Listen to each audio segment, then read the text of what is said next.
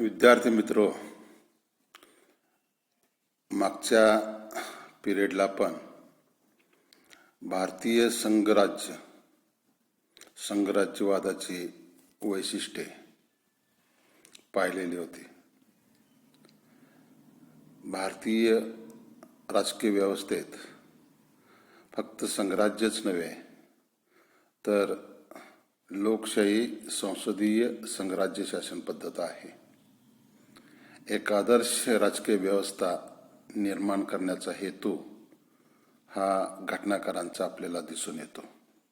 आणि आजपर्यंत आपण जी शासन पद्धत स्वीकारलेली आहे ती भारताच्या जनतेच्या दृष्टिकोनातून फार महत्त्वाची ठरलेली आहे.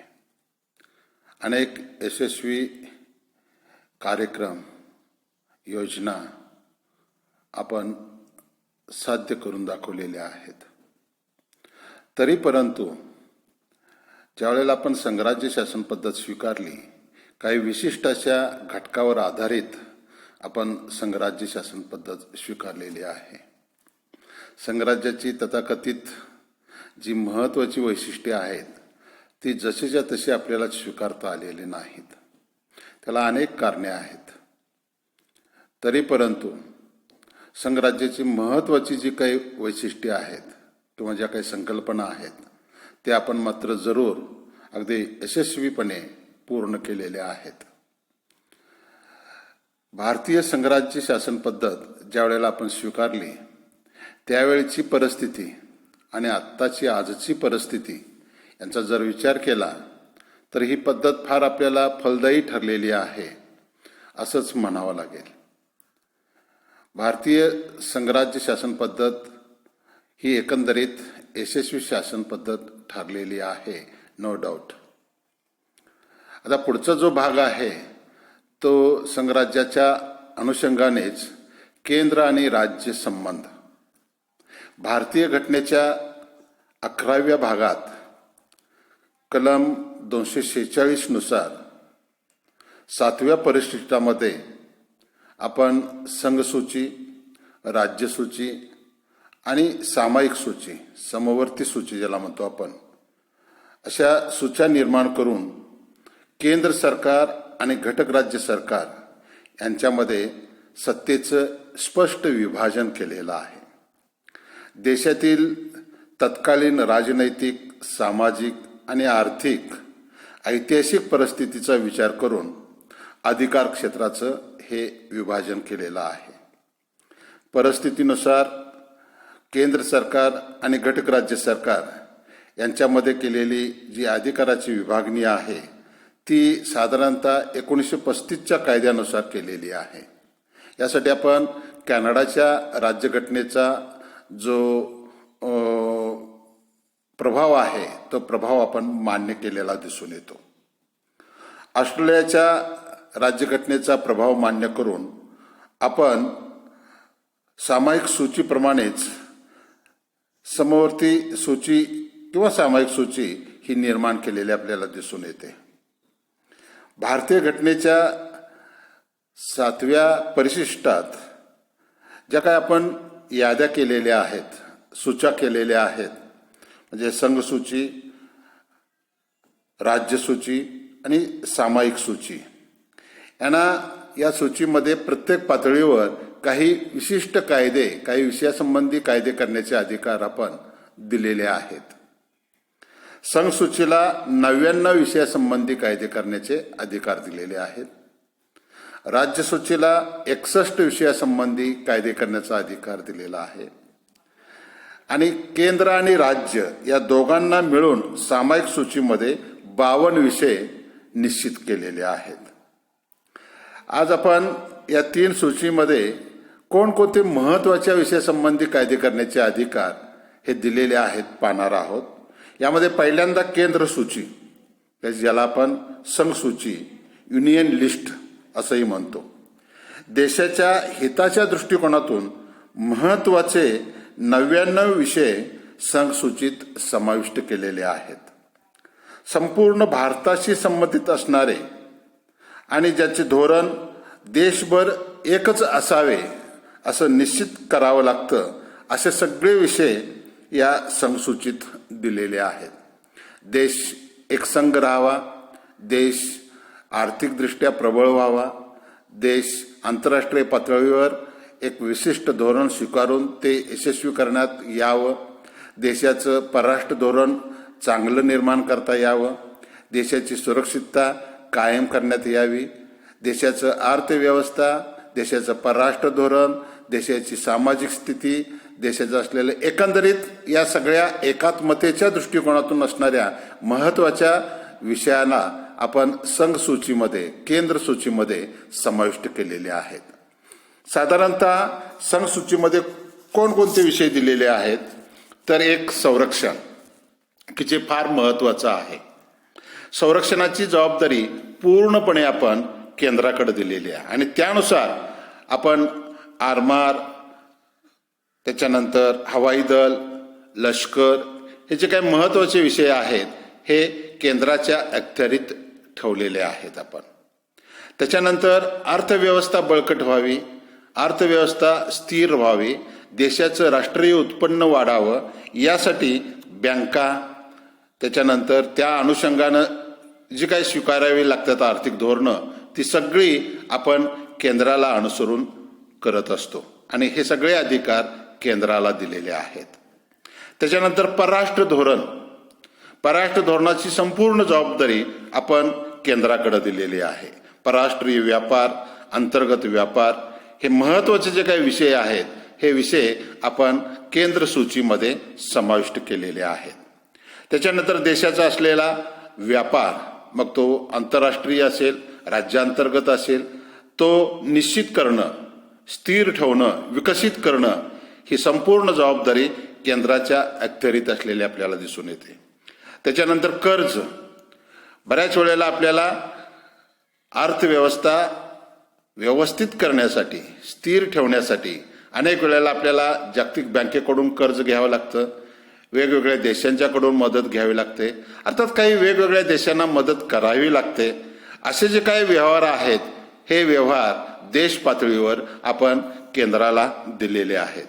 त्याच्यानंतर विमा कंपन्या, अर्थमंडळ, खाणी, खनिज तेले, विद्यापीठ, संशोधन, आयात निर्यात, शेती, रेल्वे, पोस्ट, तार खाते, हे जे काही महत्त्वाचे घटक आहेत हेही आपण केंद्राकडं सुपूर्द केलेले आहेत.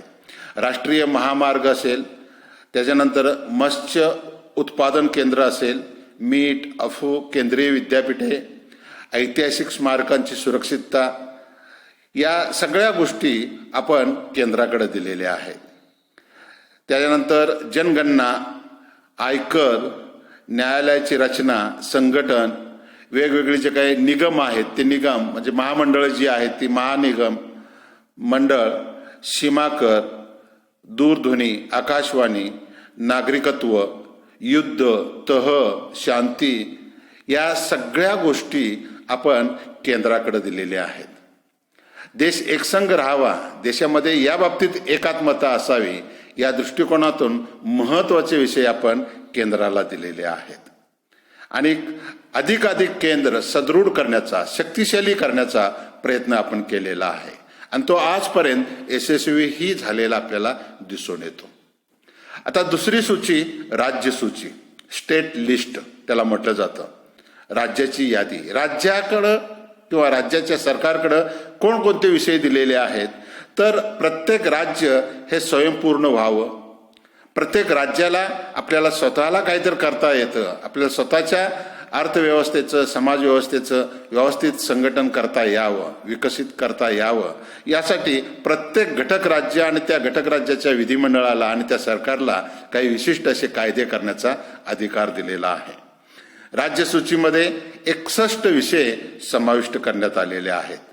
त्यामध्ये प्रामुख्याने सार्वजनिक सुरक्षितता, पोलीस शांतता, त्याच्यानंतर कनिष्ठ न्यायालय, कनिष्ठ न्यायालयामध्ये स्थानिक पातळीवरचं न्यायालय ज्याला सेशन कोर्ट आपण म्हणतो ते सेशन कोर्ट, जिल्हा न्यायालय आणि उच्च न्यायालय यांच्यावर नियंत्रण ठेवण्याचं काम हे राज्य सरकार करत असतं.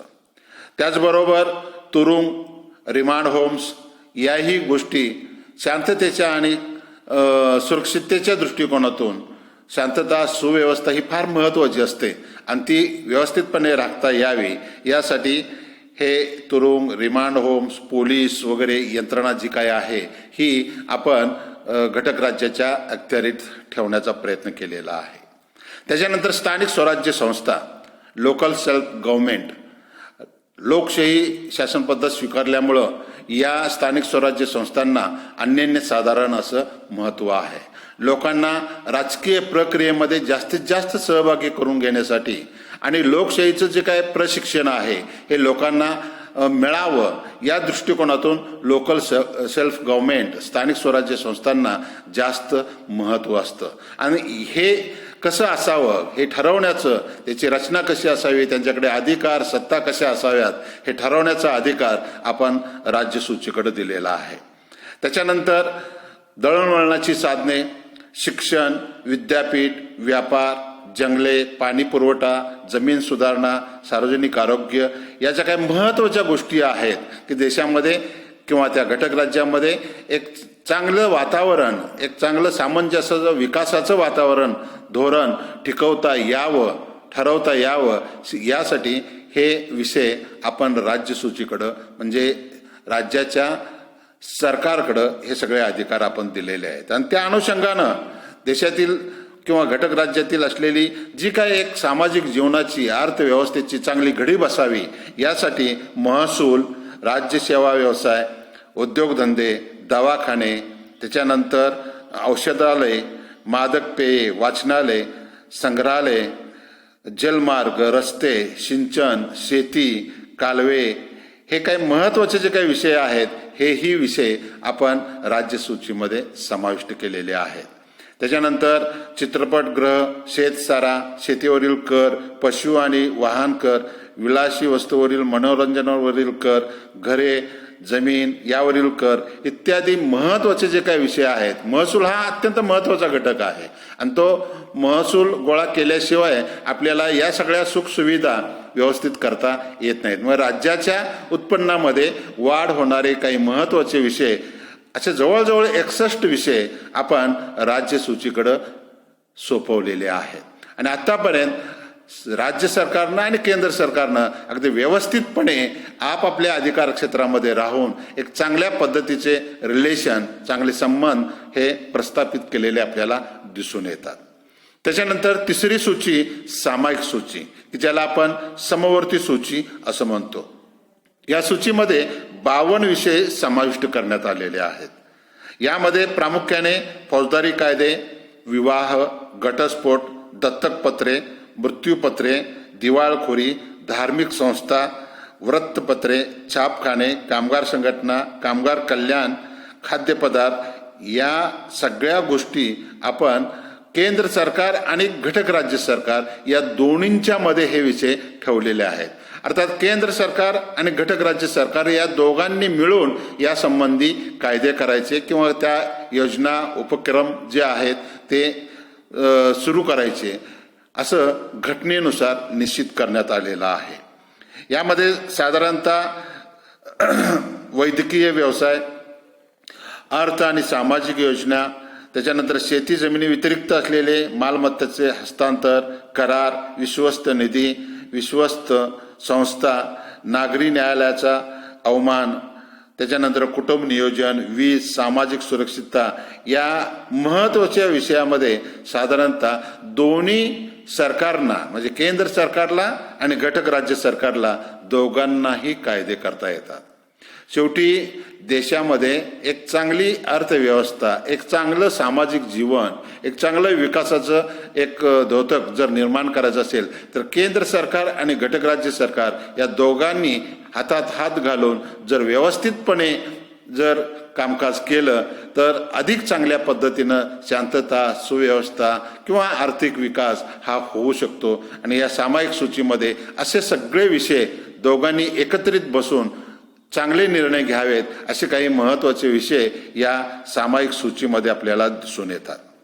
अर्थात या सूचीबद्दल श्री M.V. पायली या विचारवंतांना, अभ्यासकांना असं म्हटलेलं आहे की समवर्ती सूची म्हणजे संदीप प्रकाशाची त्याला उपमा, ज्योताची उपमा दिलेली आहे. कारण समवर्ती सूचीतील विषयासंबंधी कायदे करण्याचा अधिकार केंद्र सरकार आणि घटक राज्य सरकार या दोहोंना दिलेला आहे. आणि दोहोंना दिलेला असल्यामुळं केंद्र सरकारचा कायदा श्रेष्ठ का घटक राज्याचा कायदा श्रेष्ठ असा ज्या वेळेला वाद निर्माण होतो त्यावेळेला घटनेनुसार निश्चितच केंद्राचा कायदा हा प्रमाण मानला जातो. म्हणून केंद्र सरकारचा कायदा जर श्रेष्ठ ठरत असेल तर मग राज्यांना दिलेल्या अधिकाराचं काय हा प्रश्न निर्माण होतो. म्हणजे याला एक वेगळ्या म्हणजे याला संदीप प्रकाशाच्या झोताची उपमा यासाठीच दिलेली आहे की केंद्र सरकार जर प्रबळ सदृढ जर केलं असेल तर मग हे अधिकार त्याला अनेक घटक राज्याला देऊन तर काय उपयोग. केंद्र जर श्रेष्ठ ठरत असेल तर मग केंद्राचाच जास्त वरचष्मा भारतीय संघराज्यामध्ये असलेला आपल्याला दिसून येतो. आता कायदे मंडळामध्ये केलेले कायदे म्हणजे घटक राज्यांना केलेला एखादा कायदा किंवा केंद्रानं केलेला एखादा कायदा तर यामध्ये जर दुधावस्था निर्माण झाली तर केंद्राचा कायदा हा श्रेष्ठ मानला जातो. अशा रीतीनं केंद्र हे अधिक शक्तिशाली सामायिक सूचीमध्येच आपल्याला असलेलं दिसून येतं. त्याच्यानंतर पुढचा जो भाग येतो सत्तेच्या विभाजनामध्ये म्हणजे केंद्र सूची, राज्य सूची, सामायिक सूची आणि शेषाधिकार.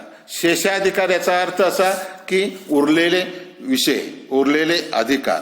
तर ज्या विषयाचा स्पष्ट उल्लेख कोणत्याही यादीत केलेला नाही अशा सगळ्या विषयांना किंवा त्या केलेल्या अधिकारांना शेषाधिकार असं म्हटलं जातं.